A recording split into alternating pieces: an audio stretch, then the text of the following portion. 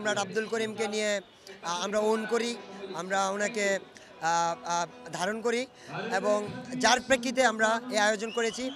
আসলে খুব খুব সংক্ষিপ্ত সময়ের মধ্যে আমরা আয়োজন করেছি, অনেক বড় করে আয়োজন করতে পারিনি, তবু আমরা বেশ সাড়া পেয়েছি, আমরা অভিভূত।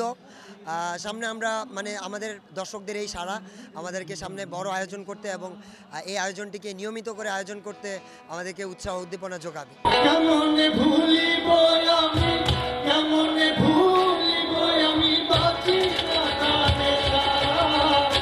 আমি ফুল বন্ধু ফুলের ভ্রমরা সখী গো, আমি ফুল বন্ধু ফুলের ভ্রমরা,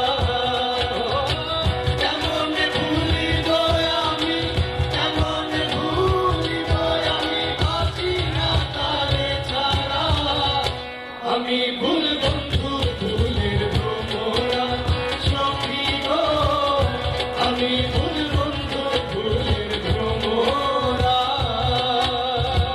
বাংলাদেশের আমাদের নিজস্ব সংস্কৃতি বলতে যা বোঝায় তা মূলত লালন, বাউল, হাসন রাজা, রাধারমন তাদেরকেই বোঝানো হয়, কিন্তু তাদেরকে অনেক বেশি চর্চা করা হয় না।